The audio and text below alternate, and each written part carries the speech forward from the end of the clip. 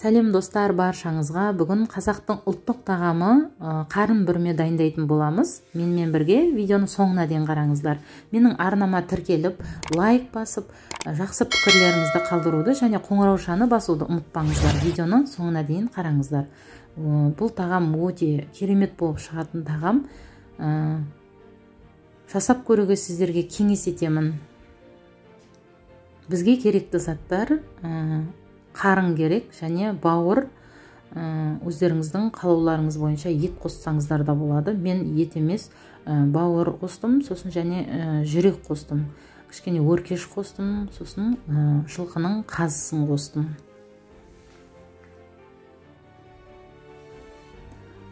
Содан соң капуста керек және жуа керек. Қызанақ, сәбіз, сарымсақ керек және картошка керек. Осы барлық қоспаны осы қарынның ішіне салатын боламыз. Менде қарын тұздалған, маринованный болып тұрған. Осылай тұздап алғандарыңыз қарынды дұрыс. Сосын ішіне салатын қоспаларыңызды дәміне қарай осылай тұз және қара бұрыш себесіздер.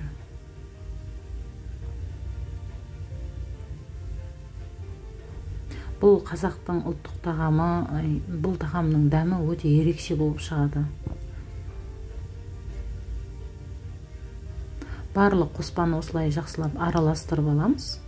Содан соң қарынның ішіне саламыз. Ешқандай бұл тағамның қиындығы жоқ. Тек малдың қарынын жақсылап тазалап, тұзды суға жақсылап тұзбен жуып алсаңыздар, қарын жақсы болып тазаланып шығады.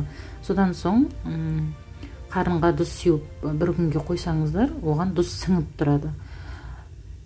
Сосын қарнымыз біздің дайын болады. Барлық қоспаны қарынның ішіне салып, осылай қазанымызға салып, суға 2-3 сағат қайнататын боламыз.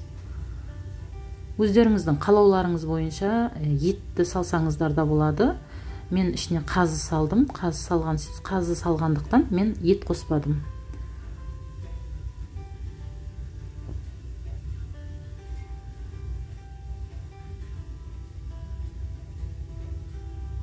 Осылай видеода көрсетілгендей жасайсыздар.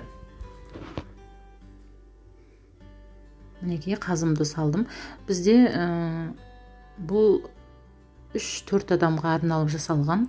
Егер сіздерде көп болса, мол қылып салып жасауларыңызға болады. Әрине, сіздердің қарындарыңызға байланысты. Егер қарындарыңыз үлкен болса, ішіне салатын қоспаңызды да мол қылып алуларыңыз қажет.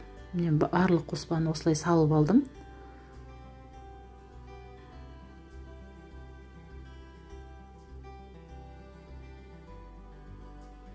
Осыны енді аузын жақсылап бүріп, инемен тігетін боламыз. Осылай мен жасағандай жасасаңыздар болады. Бұл тағамның ешқандай қиындығы жоқ, өте оңай жасалынатын тамақтардың бірі. Осылай барлығын қарынның ішіне салып, 2 сағат, 3 сағатқа суда қайнатамыз. Мен 2 сағат қайнаттым, өйткені менде бұл жас малдың қарны және ішіндегі барлық еттердің, бауырдың жас малдікі болғандықтан мен 2 сағат қайнатып алдым. Егер кәрі мал болса, онда 3 сағат қайнатқандарыңыз дұрыс.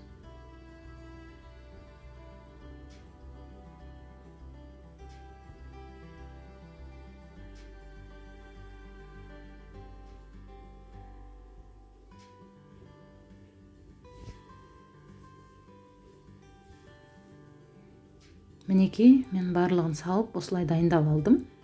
Менің қарным уже дайын. Енді қазанымызға салып пісіруіміз қалды. Енді міне қазаныма суымды құйып алдым.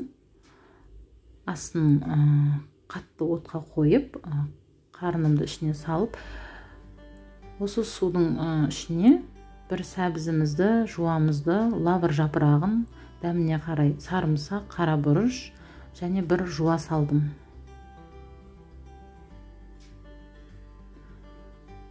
Осылай қайнайын деп жатқан кезде бетіндегі осындай көбігін алуларыңыз керек. Ол міндетті түрде алыну қажет.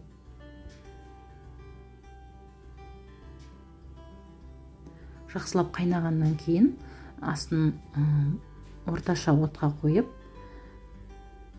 бетін жауып, 2-3 сағат осылай пісіріп аламыз.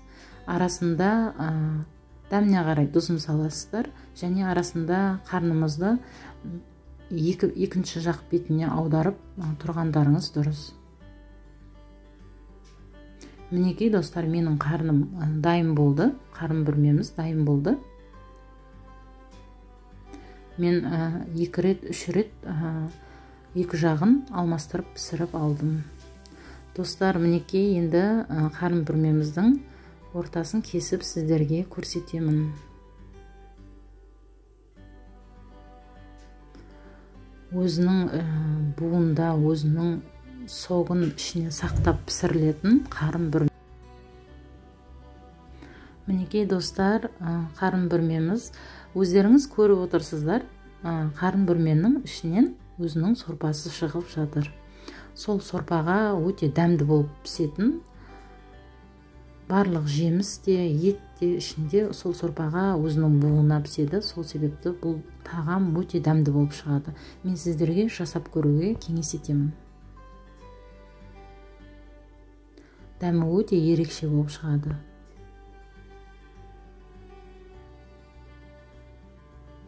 Менің арнама тіркеліп, лайк басып, жақсы пікірлеріңізді қалдырып және қоңыраушаны басуды ұмытпаңыздар. Видеоны соңына дейін қарағандарыңызға рахмет. Бұдан да керемет рецепттермен алдағы уақытта бөлісетін боламын.